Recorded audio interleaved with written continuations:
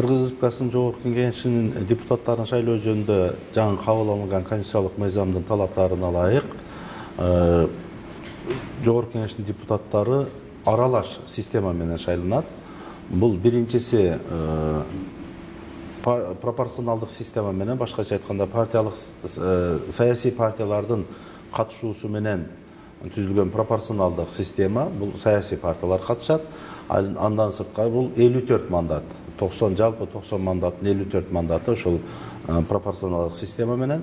Ал эми калган 36 мандат бул бир мандаттуу шайлоо округдарынан мажоритардык система деп айтылат. Ошо мажоритардык система аркылуу шайланат. Жалпы республиканын аймагы жана чет өлкөдө жашаган биздин жарандардын кошулган тизмеси бул бирдиктүү шайлоо округуна түзүлөт жана пропорционалдык системада катышат.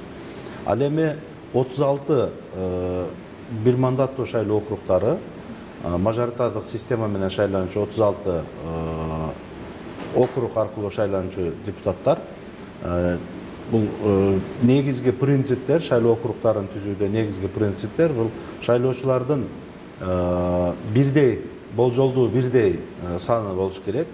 Эгерде 3 миллион 600 миңден ашуун биздин Кыргыз Республикасында шайлоочулардын бар экендигин эске алсак, 36 округга бөлгөндө анда бир 100 миңдин тегерегинде бирден шайлоо округу түзүлүш керек. Мыйзам боюнча ошол жол берилген 20%дык көп же аз болуп калышы мүмкүн, жол берилет. Негизинен дагы шайлоо округдарын түзүүдөгү негизги принциптердин бул биринчиси шайлоочулардын санынын бирдейлүүлүгү болсо, экинчиси административдик территориялык бирдиктер сакталыш керек.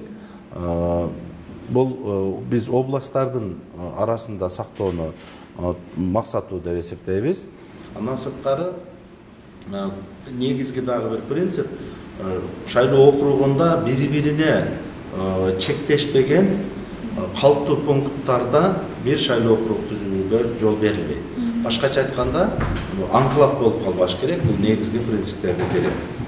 Жалпысынан айылдык район шаарлардын аймагындагы шайлоочулардын санына жараша болот. Атап айтсак, Бишкек шаарында 400 миңден ашуун шайлоочу бар. Бул 4 шайлоо округу. Чүй областында 600 миңден ашуун шайлоочу 6 округ. Ысык Көл областында 317 миң шайлоочу болсо, ал 3 округга. Нарын областында 208 миң шайлоочу бар, ал 2 округга. Талас областында 162 миң шайлоочу бар, ал 2 округга биригишет. Баткен областында 305 миң шайлоочу бар, ал 3 шайлоо округуна. Ош шаары жана Ош обласы, Ош шаарында 152 миң шайлоочу жана Ош обласы экөө биригип 9 мандатты түзүшөт. Ысык Көлдө 3 айттык.